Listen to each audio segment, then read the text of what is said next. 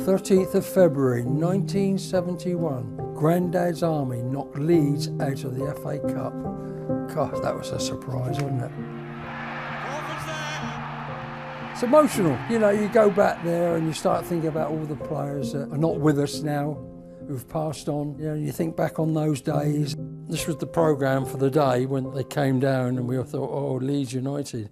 I can remember the hysteria that was going on around the club and around the streets. It was hard to get there because we had 16,000 people all around the little Layer Road ground. They were on the stand, they were in trees, sitting on the fencing, and that's unbelievable. We were on a bad side actually for a lot of old timers because most of us was around the 30s to 35, and they were calling us Grandad's Army. We just went into it as a normal game, probably thinking, well, if we get beat, we get beat because they're expected to win, aren't they? Because we were 4th division, they were champions of England. That was the first goal.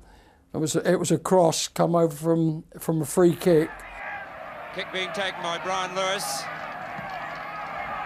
On spray, missed it. Crawford got it. And look at the celebrations. Oh, that one there, that was brilliant. I mean, they're stunned. Leeds are stunned. Ray Crawford has done it again. Our second goal was even better, really, as a team goal. Bobby Cram down the line to Brian Gibbs, crossed it in, and I misheaded it at first. Crawford's there. Big Jack Charlton's called Sprakey to come and get it, because Jack was marking me at the time. He said, Sprakey, come and get it. But what happens is I swing my left foot. 2-0 for Colchester. And we went in 2-up at half-time. Dom was settling them down in his dressing room, and Dick was trying to settle us down, gave us all a cup of tea and said, come on, keep it going. And second half, we come out and picked it up. I remember Brian Lewis hitting this 35-yard ball, and big Dave Simmons, he's gone on and headed it into the back of the net. And we're 3-up. And a friend of mine who was doing the phoning up to London to the press to let them know what the scores was, he said the fellow at the other end wouldn't believe it. He said, you're pulling my leg. He said, no. He said, Colchester winning 3-0. We held on with 20 minutes to go, and then they really turned it on. And they scored 2 goals, and it was 3-2. Giles, yes!